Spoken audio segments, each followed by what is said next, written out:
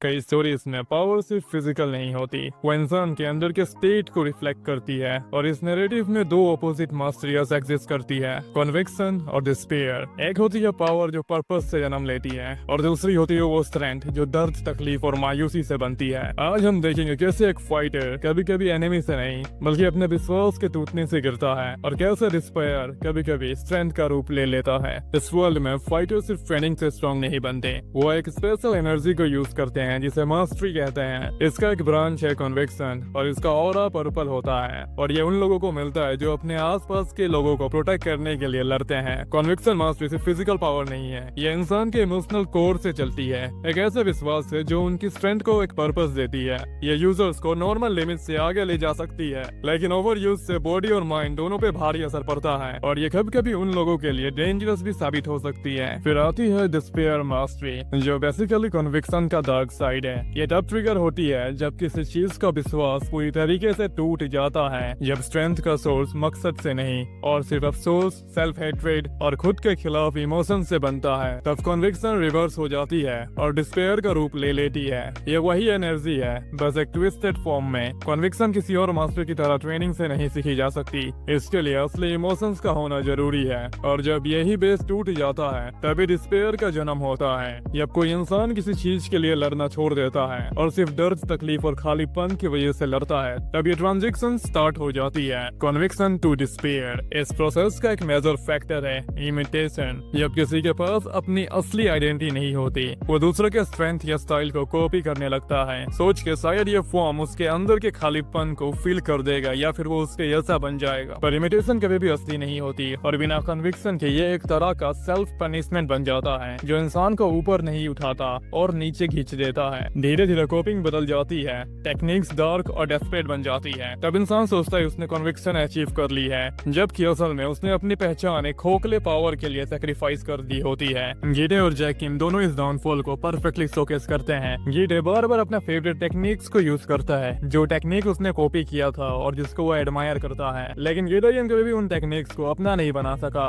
उसका गैप्लॉन किम के मूव्स को कॉपी करना और हर काउंटर पे उसका ऑब्सेशन, ये ग्रोथ नहीं बल्कि अपनी आइडेंटिटी को खो देना होता है। दूसरी तरफ जैकिम पहले कन्विक्शन का परफेक्ट एग्जांपल था, जिसका प्रपोज क्लियर था, दूसरों को प्रोटेक्ट करना। लेकिन जब उसने सब कुछ खोया तो उसका रीजन फेड हो गया और वो डिस्पेयर का एज पे आ गया था। लेकिन ध्यान रहे, उसने कभी भी एक्चुअल डिस्पेयर मास्टरी यूज नहीं की, अभी भी वो कन्विक्शन मास्टरी के थ्रू फाइट करता है। इन दोनों का पाथ एक ही पॉइंट पे मिलता है। जैकिम इमिटेशन को अपना आर्मर बनाता है और ब्रोकन मास्टरी को एक बोझ। और वैसे भी हमने लेटेस्ट चैप्टर में देख लिया, जैकिम ने कन्विक्शन मास्टरी यूज किया और उस टकले को हरा भी दिया, और हमें कन्विक्शन का एक झलक दिखाया गया उसके फाइटिंग स्टाइल के साथ मिक्स करके। अगर सिस्टम वाइज देखा जाए तो डिस्पेयर मास्टरी को डिस्क्राइब किया गया है as heat mode plus conviction. मतलब ये तब एक्टिवेट होती है जब इंसान एक एक्सट्रीमली इमोशनल ब्रेकडाउन से गुजरता है, जहां बची हुई कन्विक्शन और अंदर का इमोशनल कोलैप्स एक साथ मिक्स हो जाता है। ये कोई अलग ब्रांच नहीं है, बल्कि कन्विक्शन मास्टरी का करप्टेड वर्जन है। कन्विक्शन एक ऐसी पावर जो दिल से चलती है, इसलिए जब वो टूट जाती है तो उसका फॉल और भी ज्यादा पेनफुल लगता है। डिस्पेयर मास्टरी बहुत अनस्टेबल होती है, ये रैंडमली फ्लेयर करती है। डिस्पेयर मास्टरी कभी भी ट्रिगर हो सकती है जब इंसान दर्द, पीड़ा और अपने विश्वास के टूटने वाले मोमेंट से गुजरता है। इसी वजह से लोग कहते हैं कि सैम्यूल जैसे कैरेक्टर भी इस मोड में एंटर कर सकते हैं जब उन लोगों का इमोशनल स्टेट लिमिट क्रॉस कर देता है। आइडिया वाइज देखा जाए तो ये सिर्फ एक पावर नहीं है, बल्कि एक मिरर की तरह काम करती है। यह दिखती है जब इंसान अपनी इनर कोर को लूज कर देता है, और तब वो अंदर से बिखर जाता है, आंखें खालीपन से भर जाता है और उसका ऑरा डार्क हो जाता है। उसका बिहेवियर में होलो और वॉयलेंट नेचर आ जाता है, और पूरा बॉडी लैंग्वेज ऐसी डार्कनेस रिफ्लेक्ट करती है जिसमें स्ट्रेंथ होती है पर मीनिंग नहीं। ये थीम आइडेंटिटी और सेल्फ डिस्कवरी के बारे में बताती है। जब तुम किसी और जैसे बनने लगते हो तो अपना अस्तित्व का एक हिस्सा खुद डिस्ट्रॉय कर देते हो। ये ब्लाइंड इमिटेशन के डेंजर को हाईलाइट करती है, बल्कि ये तुम्हारा सेल्फ बिलीफ का रिफ्लेक्शन होती है। ये रियल लाइफ से भी डायरेक्टली कनेक्टेड होती है। जब लोग सिर्फ वैलिडेशन के पीछे भागते हैं, आइडियल्स को कॉपी करते हैं या अपना खुद का पर्पस खो देते हैं, तो वो अपनी यूनिकनेस को जला देते हैं, अपने भीतर के लाइट को धीरे धीरे डार्कनेस में बदल देते हैं। अगर कोई इंसान अपना रीजन या किसी को प्रोटेक्ट करने का पर्पस फिर से ढूंढ ले तो वो अपना कन्विक्शन वापस बना सकता है। लेकिन ये प्रोसेस सिंपल नहीं होती, उसके लिए दोबारा ट्रस्ट बिल्ड करना पड़ता है और अपनी खुद की असली पहचान को ढूंढना पड़ता है। आखिर में डिस्पेयर एक अलग पावर नहीं है, ये एक ट्रेजिक रिजल्ट है।